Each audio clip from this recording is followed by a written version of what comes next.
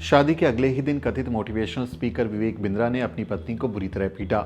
उनके शरीर पर चोट के निशान हैं और वो कई दिन से अस्पताल में भर्ती हैं। कान पर गहरी चोट आई है, कान से सुनाई भी नहीं दे रहा।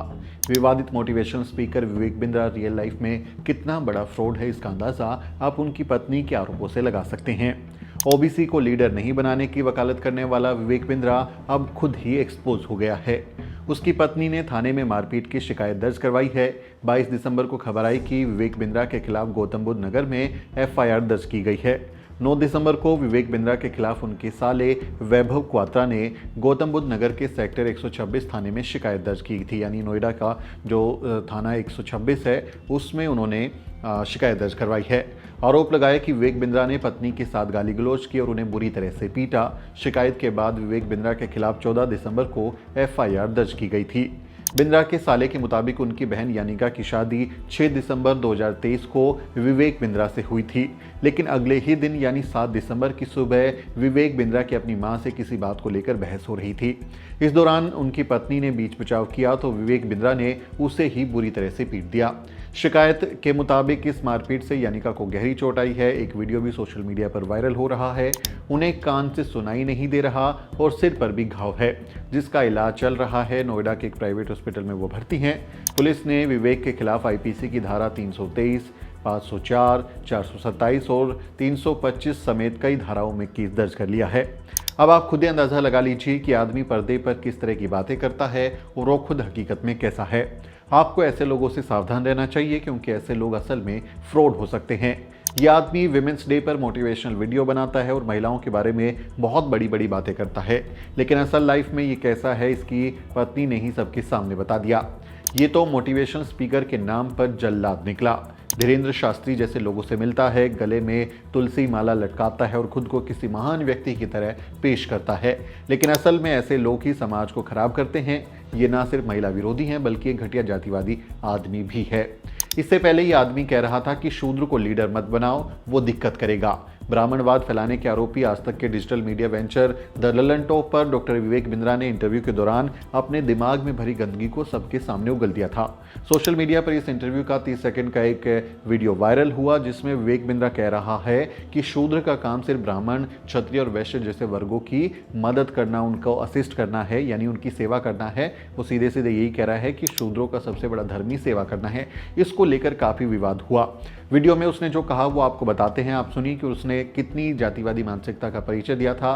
विवेक बिंद्रा जन्म के आधार पर इंसान और इंसान में बंटवारा करने वाली चतुर्वर्ण व्यवस्था के बारे में कहता है कि ब्राह्मण का मतलब क्या हुआ, इंटेलेक्चुअल क्लास ऑफ सोसाइटी। क्षत्रिय का मतलब हुआ एडमिनिस्ट्रेटिव क्लास ऑफ सोसाइटी। वैश्य का मतलब क्या हुआ, मर्केंटाइल क्लास ऑफ सोसाइटी। शूद्र का मतलब क्या हुआ, असिस्टिंग क्लास ऑफ सोसाइटी। जो असिस्ट करने में यानी मदद करने में बहुत बढ़िया है, वो -1 हो सकता है, लेकिन वो नंबर 1 नहीं हो सकता, लेकिन वो शानदार काम करेगा। कुछ लोग असिस्ट करने में बहुत बढ़िया हैं, उसको लीडर मत बनाओ भैया, दिक्कत करेगा वो आदमी, क्योंकि वो अपने डिसीजन नहीं लेता, लेकिन डिसीजन को एग्जीक्यूट करने में, लागू करने में बहुत अच्छा हो सकता है। एक आदमी स्ट्रेटेजी का है, एक एग्जीक्यूशन का है। एग्जीक्यूटिव को स्ट्रेटेजिक के साथ बदलोगे तो पूरी सरकार का नाश हो जाएगा, पूरे देश का नाश हो जाएगा, और वही हो रहा है। यानी विवेक बिंद्रा सीधे सीधे कह रहा था कि ओबीसी समाज के जितने लीडर हैं वो देश का नाश कर देंगे, वो डिजर्व नहीं करते कि वो राजनीति में आए, लीडर बने, उनको नेता बनाया जाए, उनको मुख्यमंत्री, प्रधानमंत्री, मंत्री जैसे पद दिए जाएं। सीधे सीधे वो यही कह रहा था कि सिर्फ और सिर्फ जो सवर्ण हैं वही इसके लायक हैं, और इनमें ओबीसी में अपने आप दिमाग नहीं है, अपने आप से ये कोई डिसीजन नहीं ले सकते, ये दूसरे के डिसीजन पर निर्भर करते हैं, इसलिए इनको लीडर नहीं बनाना चाहिए। ऐसी ऐसी बातें इस आदमी ने सरेआम कही है, टीवी पर कही है, आरक्षण पर, मेरिट पर उल्टी सीधी बयानबाजी की है। अब आप अंदाजा लगाइए कि आदमी कितना बड़ा जातिवादी और फ्रॉड है। उसको लगता है कि ओबीसी समाज के लोग लीडर बनने के लायक ही नहीं हैं, और उन्हें ये सरेआम बेइज्जत भी करता है कि वो देश का नाश कर देंगे। सोचिए कितना खराब आदमी है। टीवी पर गीता पर ज्ञान देता था, लेकिन घर में अपनी पत्नी के साथ इसने क्या किया, वो खुद पत्नी ने ही दुनिया को बता दिया।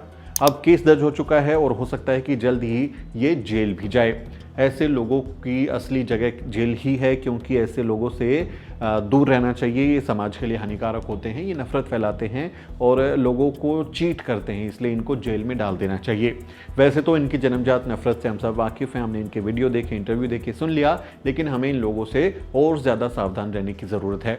ऐसे लोग जो सोशल मीडिया पर मोटिवेशन के नाम पर जहर परोस रहे हैं, वो खुद अपनी निजी ज़िंदगी में क्या कर रहे हैं, परिवार के साथ क्या कर रहे हैं, उनसे आपको बचना चाहिए और अपने आसपास के लोगों को भी ऐसे लोगों से बचाना चाहिए। ऐसे लोगों के यूट्यूब चैनल को बिल्कुल भी सब्सक्राइब ना करें, इन्हें बिल्कुल ना देखें। अगर सब्सक्राइब कर रखा है तो तुरंत अनसब्सक्राइब करें, उन्हें सोशल मीडिया पर अनफॉलो भी कर दें, क्योंकि इनकी वही जगह है। इनको आपको दिखाना होगा कि ये जो फर्जी चीज़ें करते हैं, हकीकत में ये इनका चरित्र अलग है, फर्जीपना करते हैं, इसलिए लोग इनको माफ़ नहीं करेंगे। तो एक तो महिला विरोधी, दूसरा वंचित वर्गों का भी विरोधी, SC ST OBC समाज को मिलने वाले आरक्षण के खिलाफ बयानबाजी करता है और OBC को कहता है कि उनमें अपना कोई दिमाग ही नहीं है कि वो डिसीजन ले सके, उनको लीडर मत बनाओ, उनको बाहर कर दो। दूसरा, अपनी पत्नी के साथ इसने क्या किया।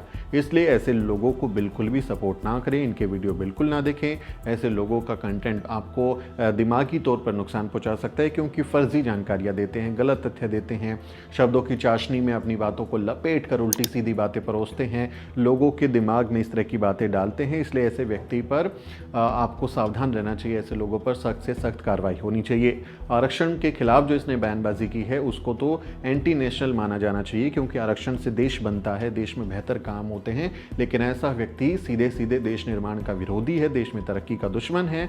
आरक्षण से कितना फायदा देश को हुआ है उसके खिलाफ ये माहौल बनाता है, इसलिए इसको हेट स्पीच माना जाना चाहिए और हेट स्पीच के तहत इस पर केस भी दर्ज होना चाहिए।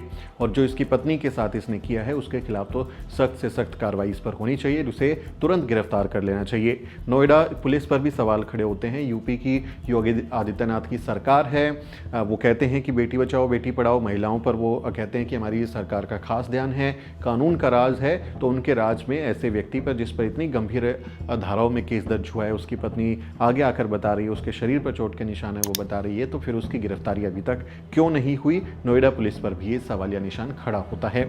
ऐसे आदमियों से बचें, उन्हें अनसब्सक्राइब करें, उन्हें फॉलो ना करें। इसकी जो जातिवादी महिला विरोधी हरकत है उस पर आप क्या सोचते हैं कमेंट करके लिखें। आपसे अपील है वीडियो को शेयर करें और हमारे चैनल को सब्सक्राइब करना ना भूलें।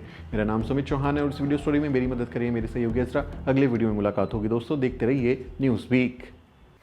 साथियों, अगर आपको द न्यूज़ वीक का काम पसंद है और आप चाहते हैं कि हम यूं ही अम्बेडकरवादी पत्रकारिता करते रहें, तो हमारी आर्थिक मदद जरूर करें। आप अपनी स्क्रीन पर दिखाई दे रहे इस QR कोड को स्कैन करें और न्यूज़ वीक फाउंडेशन के खाते में अपनी दान की राशि भेजें। QR कोड के अलावा आप UPI के जरिए भी मदद कर सकते हैं। आप हमारी UPI ID newsweek@yes bank पर भी मदद भेज सकते हैं। इसके अलावा आप हमारे अकाउंट में भी मदद भेज सकते हैं। खाते का नाम है Newsweek foundation, account number है 02358800000640। IFSC कोड है YesB000235। बैंक का नाम यस बैंक है और ब्रांच है नेहरू पैलेस दिल्ली। आप डोनेशन के एवज में इनकम टैक्स में भी छूट पा सकते हैं। डोनेशन की रसीद पाने के लिए ट्रांजैक्शन का स्क्रीनशॉट हमें भेजें। टाइप करें डोनेशन स्पेस आपका नाम और हमें 8595794224 पर व्हाट्सएप करें।